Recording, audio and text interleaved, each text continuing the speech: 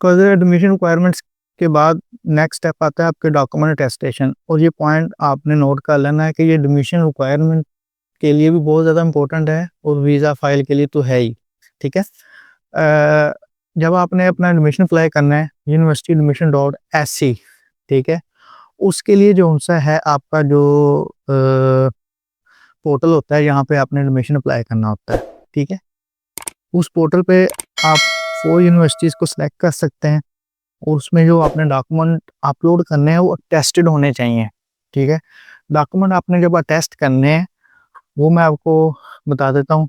Document attestation में matric inter जो आपका जो रेलेवेंट बोर्ड है ना सिटी का, उधर से उन्होंने फिर आपको जो है आईबीसी से रेफर कर देना है। अब उसके साथ आपका अगर बैचलर्स की डिग्री है या 2+2 का प्लान है या 4 ईयर बैचलर्स किया हुआ है, वो आपने एचईसी से करवाना है। ठीक है। समटाइम 4 ईयर बैचलर्स के ऊपर जो ट्रांसक्रिप्ट होती है 1 पेज भी होती है, 2 पेज का भी होता है या 4 पेज का भी होता है। तो ये आपने हर पेज जो है अलग-अलग से टेस्ट करवाना है। सही है। इसके साथ डॉक्यूमेंट आपको हो जाते हैं टेस्ट और आपने जो है 900 एससी की फ़ीस होती है जो पोर्टल पे आपने पे करनी है और आपने एडमिशन के लिए अप्लाई कर देना है। 4 यूनिवर्सिटीज़ लिस्ट जो डॉक्यूमेंटेशन जो आपको चाहिए होती है वो आप देख रहे हैं। उसमें पासपोर्ट है, सीवी है और एसओपी मैं आपको बता दूं हर यूनिवर्सिटी की या जितने भी आपको सिलेक्ट कर रहे हैं उसके सेपरेटली आपने वो 4 एसओपी अपलोड कर देनी है। एडमिशन की रिक्वायरमेंट्स जो मैंने आपको पहले बता दी है वो है जो आपने अपने क्राइटेरिया को देख के आपने अप्लाई करना है। जब आपने अप्लाई कर देना है तो आपका जो एडमिशन है अप्रैल में आने हैं। ठीक है। और जो मेक श्योर करना है जो डॉक्यूमेंट आप अपलोड कर रहे हैं ना वो आपका जो डेडलाइन है उससे पहले पहले आपने सारे अपलोड करने हैं। ठीक है। अब ये अपलोड क्यों करने, क्योंकि आपका एडमिशन एडमिट ही तब होना है जब आपने पहले डेडलाइन से करना है। अदरवाइज जब आप लेट हो जाएंगे तो आपका फिर भी चांस है होने का, मगर वो आपका एडमिशन रिजर्व पे डाल देंगे। फॉर एग्जांपल आपका एडमिशन 20 रिजर्व पे होता है तो उसका मतलब ये है कि जो आपसे पहले जो 20 लोग हैं वो उस ऑफर को रिजेक्ट करेंगे, देन आपकी बारी होगी। ठीक है। तो रिजर्व का ये सिनेरियो ये होता है कि बहुत सारे लोग होते हैं जिन्होंने 4 यूनिवर्सिटी में अप्लाई किया होता है। अब 4 यूनिवर्सिटी में जब अप्लाई करना है तो उसमें सिलेक्ट तो एक ही करना है ना, सब में तो आप फीस पे नहीं करोगे, देन आप वो रिजर्व वाला चक्कर होता है ना, फिर वो यूज़ होता है।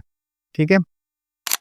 तो इसमें जब आपने डॉक्यूमेंट टेस्ट करवाना है तो उसमें 1 कॉपी जो है ना सब डॉक्यूमेंट की सील्ड एंड लाजमी करवानी है, क्योंकि आपने यूनिवर्सिटी एडमिशन डॉट एस वालों को बाई कोरियर भी भेजना होता है फिजिकल डॉक्यूमेंट। जैसे आपने डॉक्यूमेंट भेज दिए और अप्रैल में आपका एडमिशन आ गए तो देन आपने वीज़ा फाइल करना होता है। वीज़ा फाइल करने के लिए आपको जिस एक रिक्वायरमेंट की ज़रूरत है वो आपकी है बैंक स्टेटमेंट। बैंक स्टेटमेंट के लिए आपको कोई लंबा चौड़ा वो चीज़ जो होती है वो नहीं करनी पड़ती। जस्ट आपने जब अप्लाई करना है तो उससे पहले आपने जो आपकी जो अमाउंट रिक्वायर्ड है वो आप देख रहे हैं। जो मेन एप्लीकेंट के लिए अप्रोक्सीमेटली 10,300 जो है ऑलमोस्ट क्रोन आपको चाहिए होते हैं।